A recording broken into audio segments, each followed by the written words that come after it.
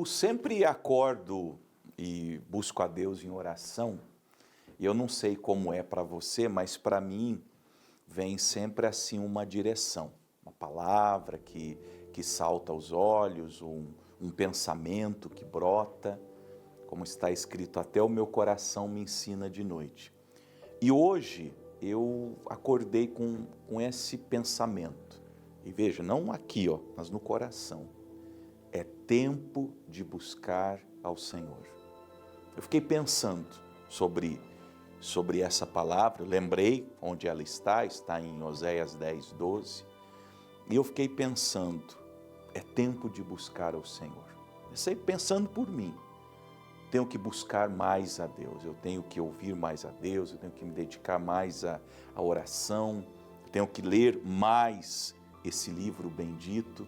Eu preciso estar mais na igreja, fazendo a obra, ainda que eu esteja do lado de cá, por assim dizer, de quem está fazendo, de quem está liderando, de quem está ministrando, de quem está, de certa maneira, presidindo as coisas, mas eu também cultuo a Deus, eu também aprendo com Deus, eu também, quando participo do culto, mesmo na frente, eu estou na mesma posição do que todas as pessoas, de um filho de Deus, aprendendo, ouvindo o Espírito, cultuando.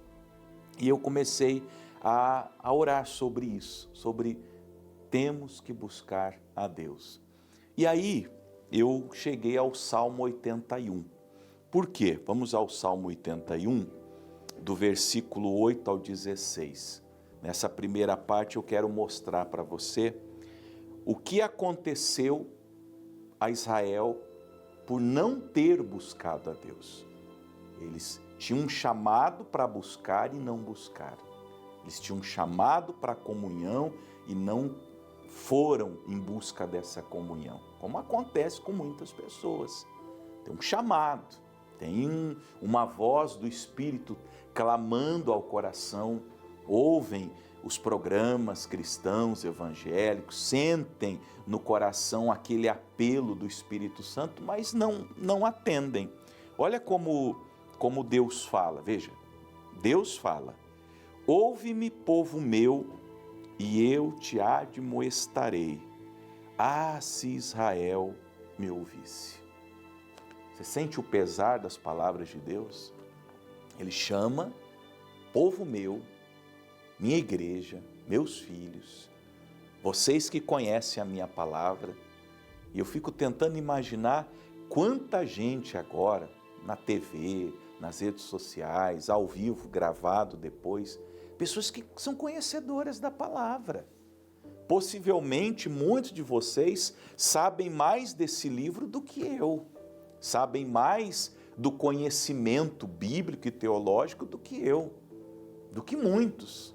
Mas vocês têm uma dificuldade em ouvir, em atender o Senhor, em fazer aquilo que já sabem. Você quer ver? Batismo nas águas. Quantos de vocês já sabem que o batismo nas águas é indispensável? Jesus disse: quem crê e for batizado será salvo.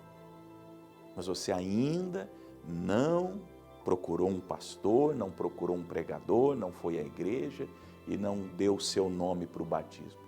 Como as multidões saíam a João Batista no Rio Jordão para serem batizadas por ele.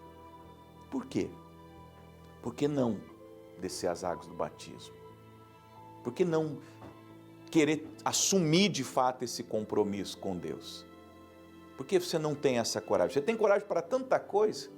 Você é uma pessoa, pelo menos aparentemente, tão decidida, tão corajosa, tão, como se diz, tão para frente, mas aí quando chega na parte espiritual, você se acovarda, você age dessa maneira aí que não tem nem palavras para te descrever. Covardia é a mais amena e se a gente passar desse termo, pode ser que você se ofenda. Então vamos dizer que teu problema seja covardia. E você que tem um chamado de Deus? E você que tem uma vocação, um ministério? E você que tem um coração ardendo pela obra do Senhor? É o que Deus está dizendo. Se o meu povo me ouvisse, Essas pessoas que são minhas, que são da minha igreja, que são da minha assembleia, que são do meu povo, que acreditam nas minhas palavras, mas não me ouvem, não me acatam.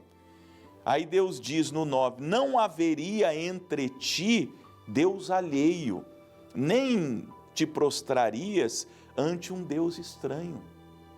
Ah, pastor, essa palavra não é para mim, graças a Deus, porque eu não sou um idólatra, eu não me ajoelho diante de uma imagem de escultura. E os ídolos do teu coração?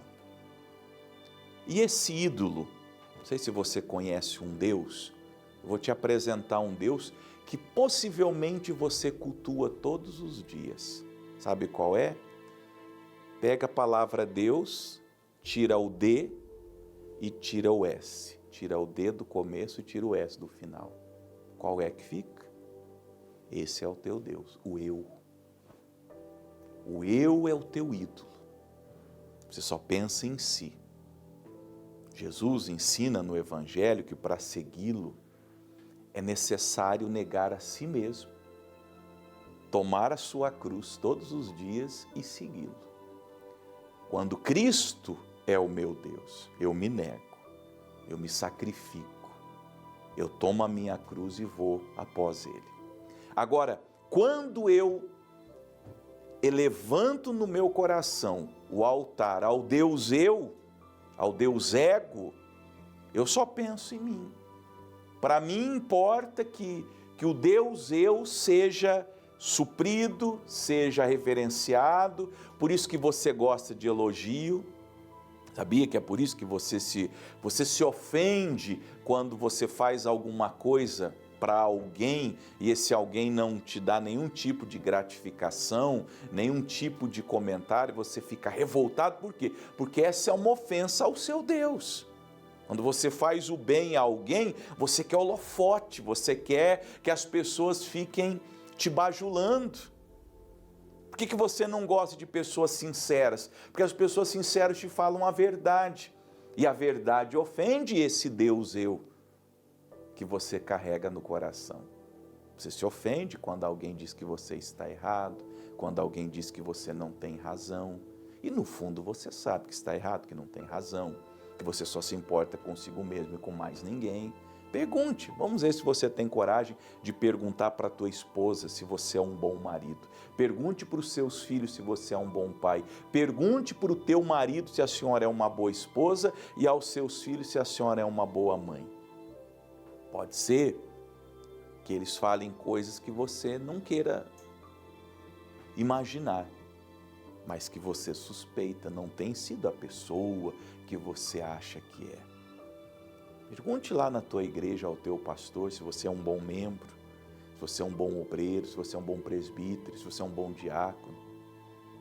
Veja, talvez você não seja idólatra no sentido de se prostrar diante de uma imagem física, mas aquela imagem, a imagem de si, o Narciso que existe dentro de você, você sabe, na mitologia, é aquele rapaz que ficava no rio olhando e admirando a aparência dele.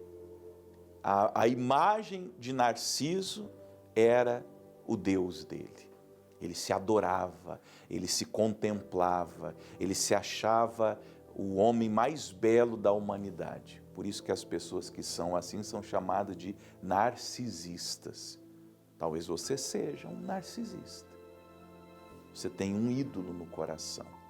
E Deus tem falado para você: eu sou o Senhor teu Deus, que te tirei da terra do Egito. Abre bem a tua boca e te encherei. Pare com essa idolatria, porque eu sou o teu Deus. Eu paguei bom preço pela tua salvação, pela tua redenção. Só que olha o que diz o 11, mas o meu povo não quis ouvir a minha voz e Israel não me quis. Que tragédia, quando uma pessoa não quer ouvir a voz do Senhor, e não quer ouvir a voz do Senhor, por quê? Porque ela não quer Deus. Esse é o problema. Como que eu vou buscar? Veja, o meu tema é esse, buscar o Senhor. Como que eu vou buscar o Senhor se eu não quero o Senhor? E é óbvio que Israel não queria Deus por motivos. Ele sabia muito bem quais motivos, como quem não quer buscar Deus, não busca pelos motivos. Vamos enumerar e contar alguns? Gente que não busca Deus porque não quer abandonar o seu pecado de estimação. Ela sabe que se entrar numa aliança com o Senhor, ela sabe que se ela optar e decidir por servir ao Senhor, ela vai ter que, como a gente já viu, ela vai ter que matar os ídolos, ela vai ter que derrubar os altares, vai ter que parar assim de pecar, de mentir, talvez vai ter que sair do ramo de atividade. Eu atendi um casal lá em Cascavel, logo que eu cheguei, e casal assim, casa dos 50, 60 anos, o senhor muito bem distinto, muito bem vestido, a senhora dele também, e eles ficaram 6 meses frequentando a igreja. Eu percebia que eles eram assim bem atentos à palavra e assíduos, eles iam na segunda, na quarta, na sexta, no domingo. Eu os vi até em algumas vezes, não era sempre, mas eu lembro que teve domingos que eles foram no culto da manhã e retornaram no culto das 18. E eles estavam assim muito sedentos de Deus. Um dia eles pediram um gabinete pastoral, marcamos o atendimento e ele me disse: pastor, eu sou empresário no ramo de comércio e gostaríamos de saber sua opinião sobre uma situação. Aí eu já me adiantei, eu falei: olha, a minha opinião não importa, vamos às escrituras, mas o que é o caso? Já suspeitei, porque ele falou de comércio. Ele falou: então, pastor, no nosso comércio, eles tinham lanchonete, tinham mercearia, tinham distribuidora. No nosso comércio nós vendemos bebida alcoólica.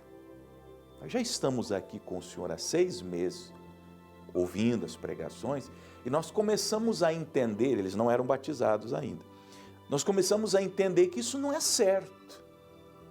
Aí eu falei: olha, eu acho que eu nunca preguei especificamente sobre isso, posso ter falado na mensagem, aqui ou ali, mas eu penso que esse convencimento não é meu, não sou eu quem está dizendo. Aí eu joguei, por assim dizer, a bola para eles, falei: o que vocês sentem? Aí ele falou: olha, pastor, nós sentimos que é errado. Só que é um filão importante da nossa economia, da nossa remuneração, do giro da nossa empresa. Ele falou: ó, tirar as bebidas alcoólicas das prateleiras vai nos acarretar um prejuízo. Eu disse para eles: olha, eu não vou dizer o que vocês devam fazer. Quem sou eu? Olha, quem é um pastor fedido que tem que dizer a alguém o que fazer? Nós pastores, nós não temos que dizer nada. Nós somos igual João Batista, nós somos amigos do noivo.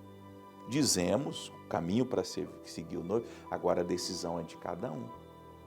Mas aí ele, numa altura da nossa conversa, falou: não, pastor, era isso que a gente queria saber, ouvimos e vamos nos desfazer de tudo. Tudo que diz respeito à bebida alcoólica, nós vamos tirar dos nossos comércios. Eles voltaram um tempo depois e falaram que tinham tirado. Eu nunca mais os vi, eu sei que depois eu os batizei, aí eu fui embora de Cascavel, acabei vindo para Curitiba e não tive mais nenhum contato. Mas eles ouviram a Deus numa coisa muito difícil, porque ia tocar onde? No bolso. Tocou no bolso. Veja, por isso que eu falei, se você ainda é devoto do Deus eu, vai ser muito difícil, porque vai tocar no bolso, vai tocar nos prazeres, vai tocar nos benefícios, e aí a dificuldade vai ser muito grande. Agora, se você levar a sério no que Deus diz, mas no versículo 10, né? Eu sou o teu Deus, não é você mais que é o teu Deus. Você não deve mais se prostrar diante de um Deus alheio, de um Deus estranho. Quero que você se prostre diante de mim. Eu sou o teu Deus. Eu te tirei da terra do Egito. Eu morri por você na cruz do Calvário. Aí você toma a decisão e fala, não, eu vou servir a Deus. Vou perder emprego, vou perder salário, vou perder alguns amigos, vou perder algum conforto na vida, porque talvez essa decisão vai me acarretar uma ruptura com algumas coisas, mas eu vou. Mas o meu povo não me quis, Israel não me quis. Olha o que Deus faz no 12, pelo que eu os entreguei aos desejos do seu coração e andaram segundo os seus próprios conselhos. Um dia alguém debochou e falou, Deus é vingativo, né, pastor? Não, Deus não é vingativo. Deus falou, vem. A pessoa falou, não quero. Eu falei, então, Deus entregou essas pessoas aos desejos dos seus próprios corações. Eu já fiz um estudo aqui no Paraná na Graça, inclusive, lendo essa palavra eu me lembrei dele, que toda pessoa que caiu nas mãos dos seus próprios desejos, não há na narrativa bíblica menção de alguém que tenha se levantado. Uma pessoa que tenha caído na mão do diabo, Deus libertou. Uma pessoa que tenha caído na mão dos homens, também foi resgatada. Uma pessoa que caiu em pecado, temos o exemplo de Davi, também teve restauração. Mas não há na Bíblia nenhum caso a quem Deus entregou aos próprios desejos que foi resgatado, que foi restaurado. Veja que os tentáculos dos próprios desejos são tão fortes, são maiores do que o diabo, eles são maiores do que o pecado, eles são maiores do que o mundo. Como eu disse, você cai na mão do diabo, você tem Deus para te libertar. Você cai na mão do pecado, você tem o sangue de Jesus para te restaurar. Você cai na mão do homem, tem a intervenção de Deus para te resgatar daquela tirania.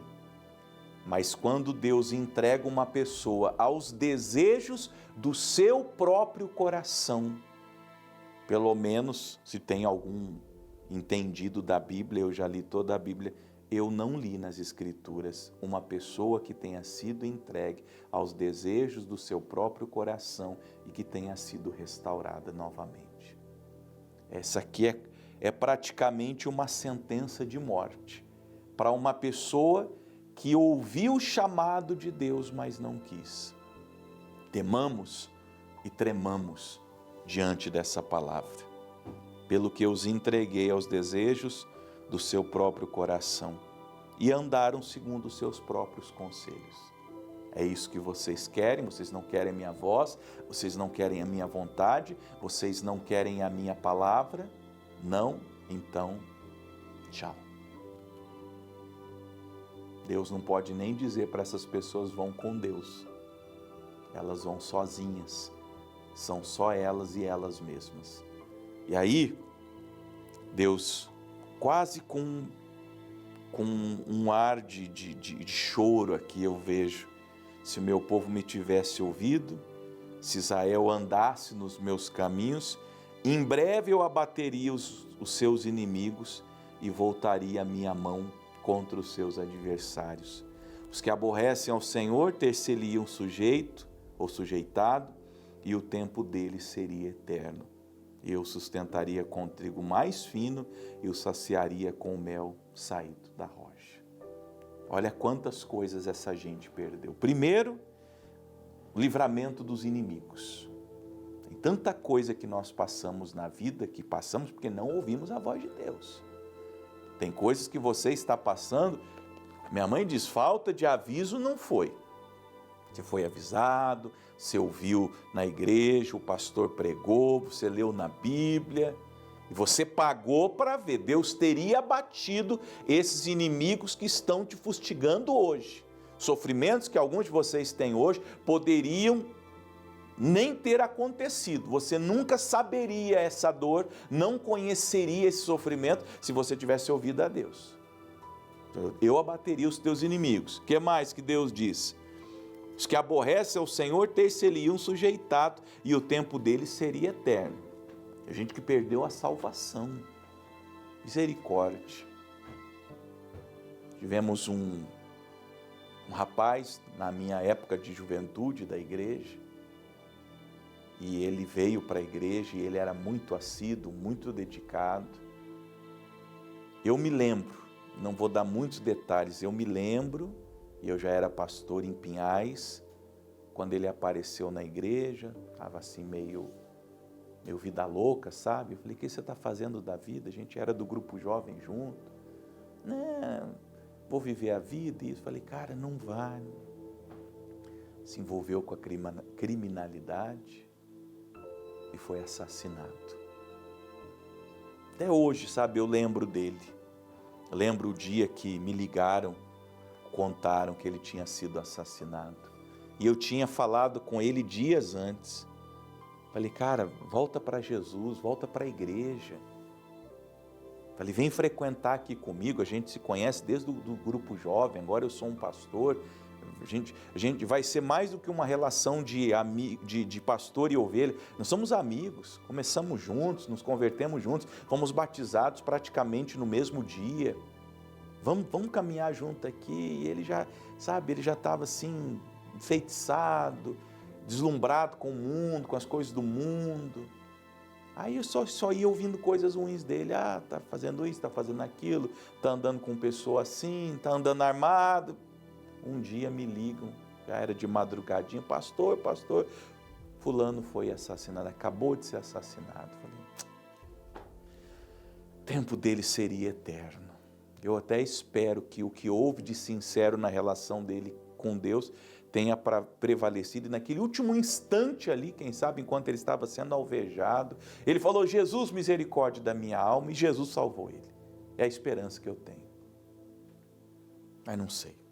Pode ser que não. É provável que não. Tivesse ouvido, tivesse ficado na igreja. Você está com dificuldade, é melhor ficar na igreja com a dificuldade do que sair da igreja. Lá vai ser mais difícil ainda.